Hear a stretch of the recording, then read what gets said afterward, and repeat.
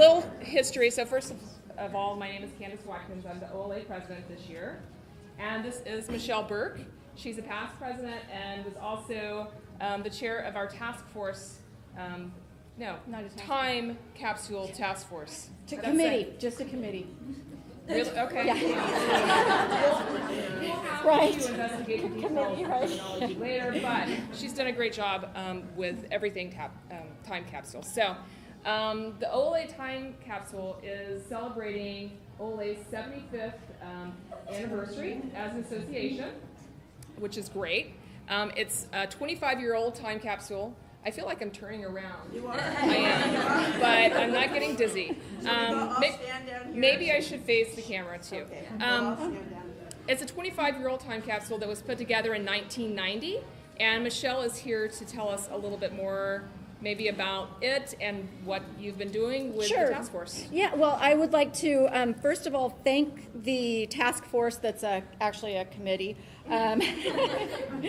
for working on the time capsule and representing different divisions. So this is actually the committee that we've been thinking about how to handle the opening, but then also compiling items to put in the new time capsule.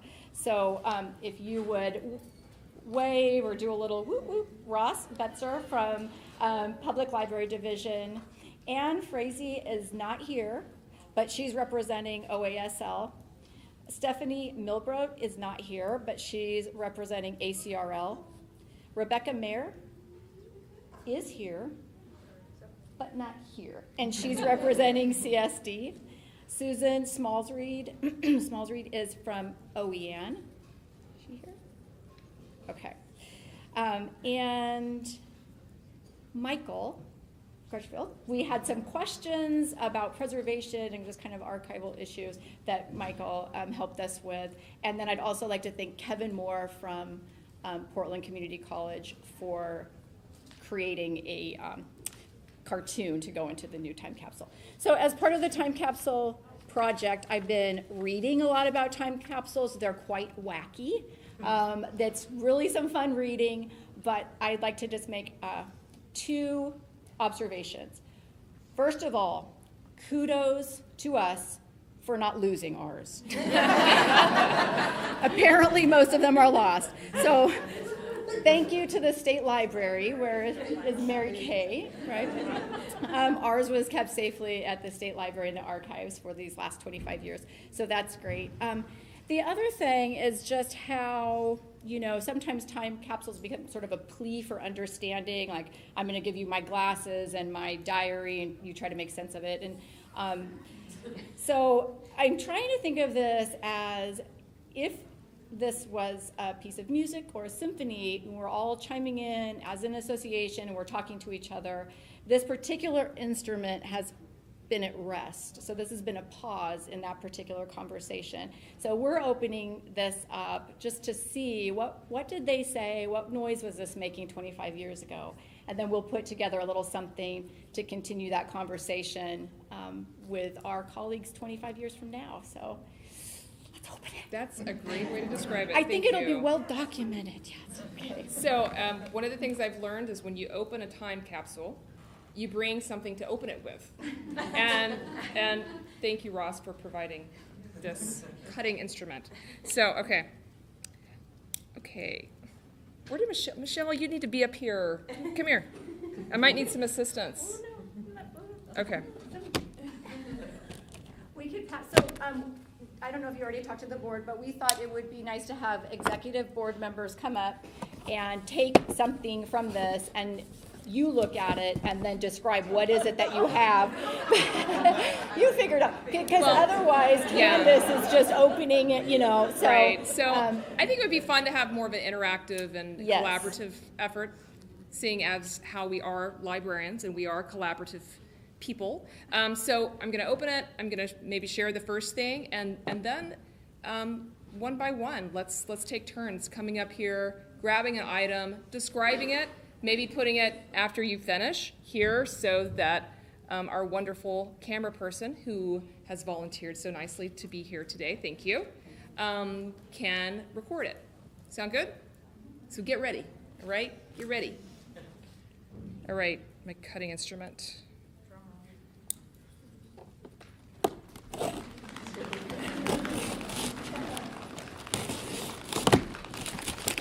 All right. The first box. There is a styrofoam cup.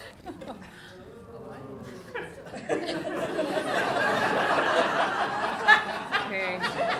Obviously, an environmentalist put this in here, hoping that in 25 years, this would no longer be around. That's how I'm interpreting it.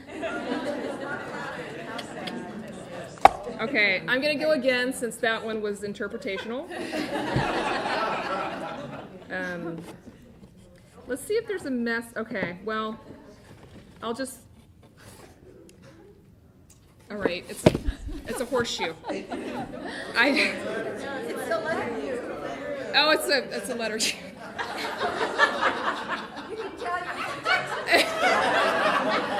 Okay, I was testing you for more interpretational powers. It can be a letter U or a horseshoe. I'm not sure what it means though. All right, other than that, I'm looking for some type of letter to the future.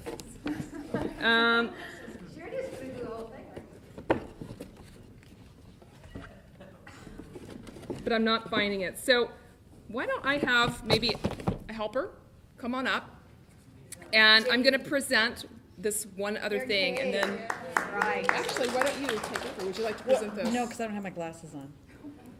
So Okay, I'll do whatever. well- I'll do whatever you want me to do. That for this one time. Do you want to only. borrow my glasses? Okay, why don't you just hold this up for the camera and the crowd. And the title is 50 Simple Things You Can Do to Save the Earth. So obviously, our interpretation of this was spot on. This was probably published around 1990, I'm guessing. 1989. I'm gonna go get my glasses. Okay, good idea. There is a CD-ROM. So we obviously are lacking the technology, or are we? Do we have a laptop over there? We do. What does it say? It says nothing. LaserCat. Right. No, it's WLN. It's WLN. WLN.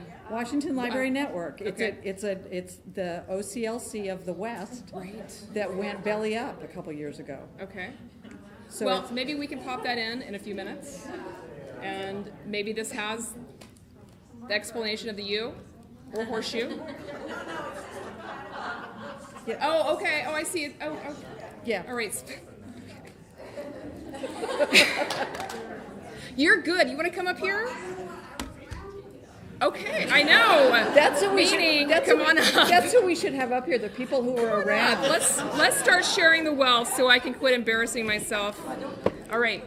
Yeah. Please go ahead. And if you could, for posterity's sake, if you could announce your name and the library that you work at, that would be great. I'm Perry Parise, and I'm the director of Emporia Estates Library School. And this is Danielle Steele Remembrance. And maybe it was published then. Let's see here. 25 years later. 1981. Well, that I don't know. Maybe the most popular title that year or something. Or the most weeded title that year. And I actually just found out about the letter U, as I said. The letter U was put in here by Ken Reading, who was the director of the Umatilla County Special Library District. Yay. Okay. And Ken is retired, so Oh.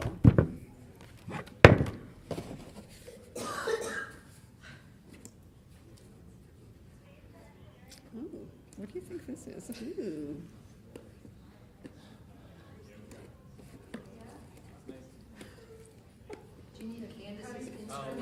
Do you need a cutting instrument? I do have one. Let me help you out so you don't have to fumble. No, that's fine. I'd like to fumble. Okay, you got it? Got it. Do you have yours, side? No. Okay. I was waiting. Watch out.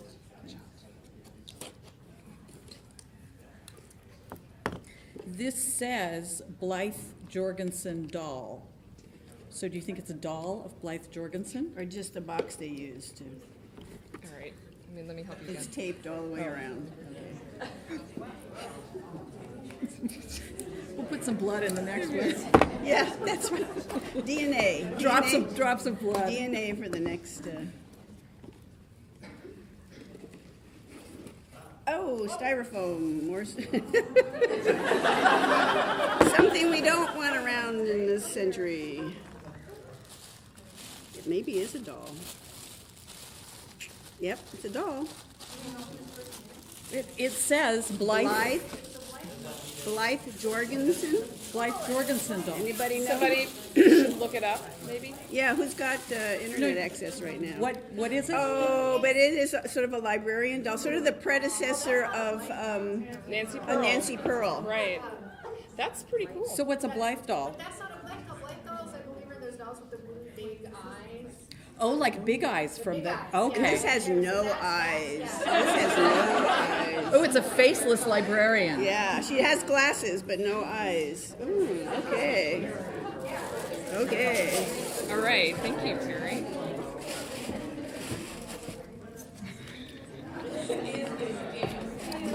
Oh, wait. Somebody's going to have to. That out. I know. That. Okay. Should I let somebody else do it? Yeah, let's get somebody else. Somebody else like to come forward and help present? Jane. What do we got? All right, you want me to help you here? Probably get that. Oh, you know what? Hold it up and I'll cut it. How about that? So watch your hand. Wow, this is like. Okay, I think that's good. I like it. Go ahead. All right, so maybe this will So explain. state your name and library or occupation. Yeah. So I'm Penny Hummel. I'm OLA past president, and I am the principal of Penny Hummel Consulting, I guess is what I do. So, yeah. So this doll is by G. Ferguson of Toledo, Oregon. Very cool. So what we have here, it says mailing to the participants of Time Capsule Luncheon. And this was a 50th celebration creating a time capsule. So this is an agenda, a letter from June Knutson, who I think may have been president at the time, or past president. Oh, but see, contributors, Patty Bailey, Mary Devlin, who was at Multnomah County, Mel George, Ken Reading, Pam Horan, who was She was one of our yeah, professors in library. B.J. Quinlan, who I believe is still, Bill J. Towie, Gail Schultz, Steve Teich, Carol Venchen, who was down on the coast, Blythe Jorgensen, and Peggy Cooper Collins. You want to read it? May I read it? It's a, Is it not? She didn't make it, but maybe It's this just is kind of her, what they because this did. is G. Okay. Ferguson. Maybe it's of her. That's what I thought. This is what she looked like.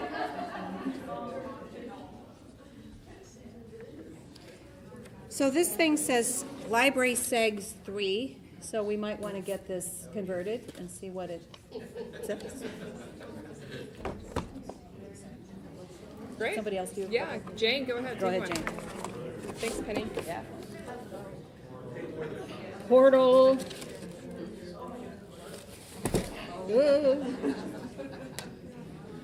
Oh, so this is a like a form that people filled out. This page is Mary Goldie. The biggest change that I have experienced in librarianship. Advent of automation in all aspects of library service. What do I hope will be the same in 25 years? To have caring, dedicated library staff supported by the general public. Kate Saunders of Lincoln City said, what I hope will change in 25 years, hope that libraries are even more respected, supported by their communities. What I predict from somebody from Beaverton, Harrison, who first name I don't know. Resource libraries that contact their patrons by various technologies. When I retire, I look forward to hanging around backwater libraries that haven't caught up with the latest technology. That's fun. And then there's like, I don't know, maybe how many pages are in here? Hundreds. 50, 100? Yeah. So, That will be great to peruse. yes. Oh, sorry, you don't want me to read the whole thing? Oh, no, I wasn't suggesting. Read another. Read another. Oh, I got to read something, some people's writing is not that easy to read. This is from Mary Lee Schultz, maybe, from Winston Branch, DCLS. Douglas County Library. Okay. The biggest change, automation. Everybody's going to say automation. Technology, automation, automation, automation. What I hope will be the same. Continued patronage and continued interest in reading, underlined twice. What I hope will change in 25 years. Salaries commensurate with experience. What I predict. Because of overtaxation, I predict that librarians will be in dire straits. Are we in dire straits? I don't think so. I feel we will be overcrowded and understaffed. Oh, here's a good one. This person predicts every home will have a fax and direct access to library services in bibliographic and info databases. Pretty right on. Yeah. So, okay. Well, thank you. Now so the plan is to, Michelle and the Time Capsule Committee have a table for display of all of these items. And so this would be a lot of fun to take a look at. I'm going to leave it here for now. Is there somebody else that would like to come forward and participate? Sure. Thanks, Heather. Sure. What do we got? We have a National Geographic of October 1973. Yeah. What's the cover? What's the image of it? So I don't know why October 1973. Something significant? Afghanistan? October of 1963. 73. Oh, 73. Heather, could you show the cover again? Could have. Let's see if there's a story. Let's see, 1990. Chile, cow punching on the Padlock Ranch, city astride 2 continents, Istanbul, flamingo eaters of Ngorongoro, bittersweet waters of the lower Colorado. I don't see anything that has to do with libraries. So what does this signify? That we're still, That's for us to find out. It's a clue. Okay. Just like that horseshoe. Right? All right. Oh, heavy one. Hannah Rempel, ACRL Oregon president. A really old ledger looking, ledger. Can I help you? Yeah, it's a library ledger from Oregon State College Library. Oh, hey, it's good I came up. And it starts 1959 through 1960 is when it starts. So it's just, handwritten ledger showing invoices and all that kind of good stuff, costs of the day. And it goes up through, so it's all for 1959 to, but the back has University of Oregon. So we've got a mix. Oregon College of Education, so it's OUS. Till 65, schools. Is that right? No, 1959 to 1960. So it's just for the year for OUS schools. Yeah. Great. Cool. Very cool. Yeah. Thank you. Yeah. All right. A few more items. I'll go ahead and just do one.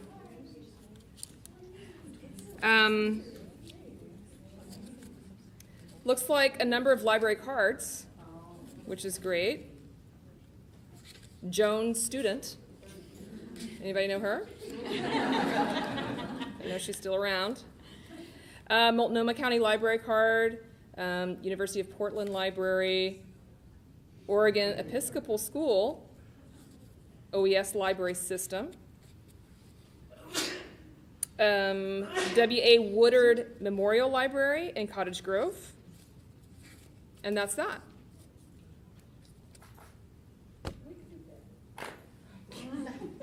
Somebody else would like to take something? Great, thank you. Could you say your name and library first? My name is Alice Mcgugan. I'm from Newport Library. Thank you.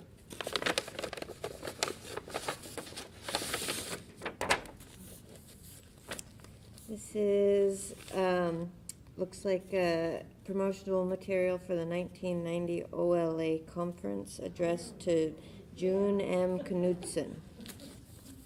And here's OLA library news. A Journey Through Time, 1940 through 1990, a bunch of different copies. Great, thank you. So Oregon OLA Library News, I wonder if that was the precursor to maybe the hotline? Anybody know? Or the quarterly? Yeah, okay. Great. A few more items. Somebody else? Robin, I see you inching forward. Photos, please do not bend. Photos.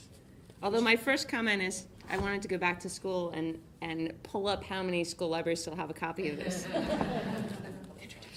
Oh, I'm Robin Rolfe. I'm the incoming OASL president. And I'm going to open photos. Ooh, photos and letters. Let's see. Oh, a photo with a photo list cataloged of who is in each of the photos, which is truly a librarian piece. But looks like Peggy Hildebrand, Peggy Fortier, June Knudsen, Rich Forcier, Deborah Holland, Ken Reading, Catherine Knudsen, Bill Wilson. So lots and lots of pictures of various awards, and I believe it's all the people who are on committees at OLA. So each table, perhaps each committee, right. Head table. Group. Mm-hmm. So yeah, so you can get your picture in the time capsule as well. Excellent. Great. Put those back. You could just put it aside for now. Yeah. Thank you. Thank you. All right, a few more items. Somebody else like to come forward?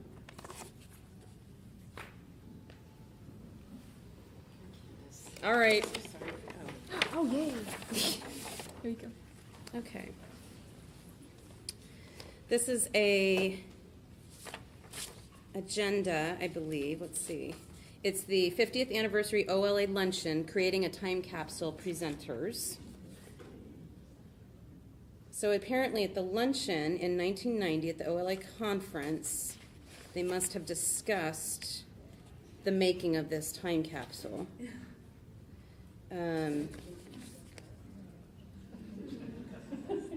Sorry, it's all reading material. It takes me a minute to read it all. It's basically the history of the time capsule. Is that what you're seeing here too? Okay. Right. Yeah. Does it explain Daniel's stew? Does anything. Let me pour over it a little bit more, and I'll let you know. Okay. Leave that there. Steve, why don't you come and take one? Thank you, Sue. I'm Steve Silver, a conference chair. It says to payroll. Astor Building from Carrie HRRS, whatever that stands for.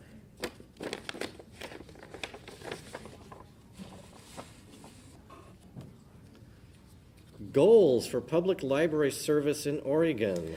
Ooh, that's nicely typed on a little map of the state. Recommendations of the Library Development Committee on the back. Partnership plans for library service in Oregon. Facts relative to House bill presented to the 1955 session of the Oregon State Legislature, sponsored by the Oregon Library Association. Oh, this is great. Facing the Future, books speak for themselves, let the librarians speak too. Oregon Library Association, 1953. So an actual publication from the association. looks like that style has come back. Yeah.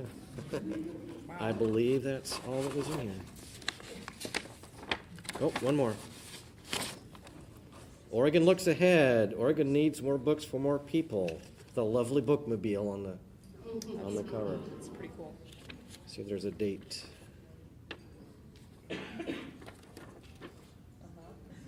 Leaflet sponsored by the Oregon Library Association, but I don't see a date on it anywhere. Yeah. Great. Thank you so much. Yeah. Just stack it. Okay. Okay, so I'm just going to go ahead and, unless somebody's just biting at the bit to come on up, I welcome it. But this is a OHSU Biomedical Information Communications Center organizational chart. All right. If anybody's from OHSU, this might be very interesting. Okay. That's me. There you go. And I'm in the role that Steve Teisch was in at my library, so he was a member of the committee. So Right. That's really exciting. that is really cool. Okay, I'm going to put it right over here, and you can come and check it out later. We have a newspaper article from February 27th, 1990, The Oregonian. Can libraries keep it up?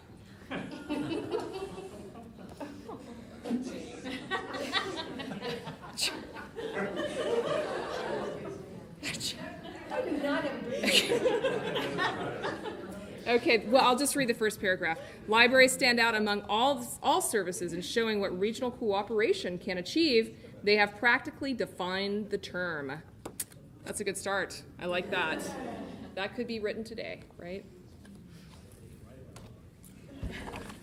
Looks like an article from the Statesman Journal, August 31st, 1989. Book ban rating okay with educators. Oregon parents involved, officials say. So something about book banning, censorship. And we're liking it? Oregon had the second highest number of book banning incidents in the nation during the past school year, but educators said the high ranking doesn't worry them. Obviously, some pretty interesting stuff here, yeah. So I will leave it here for your reading pleasure. Is it a photo? Yes, it looks like a photocopy, yeah. And then something from the Oregon State Library, Oregon Intellectual Freedom Clearinghouse, second annual report from 1988 and 1999. The coordinator was Mcgugan. So I'm going to leave that over here too. And then last but not least, Rafi in concert. They had a sense of humor. That is great. Children's music for the whole family, and yes, he still has his impact. There you go. All right, well. He said Mother Brown was number 9. What's that? He said Mother Brown was number 9. No, it's front and back. Okay, so that's that. Would Can you I like? say? Yes, Sure. please do. So I noticed that Perry, you were like, that would be, when we were reading statements from librarians then, that it would be good to do something like that now. We are inviting people to come by and contribute whatever you'd like. Not like items, not like your stuff, but if you'd like to make a statement, something for the future, 25 years, we'll have that at the time capsule booth.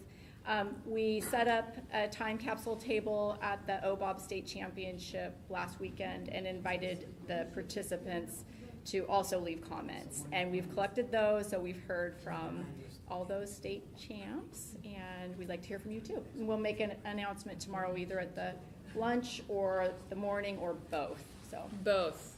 Okay. And the dinner.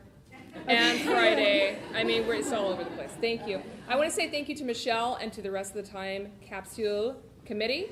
Thank you very much for doing the work and planning the new Time Capsule. All of this stuff is going to be on display, again, in the exhibits area. So please stop by, take a look, contribute to the new one, and we can leave our mark for the future. Okay, thank you.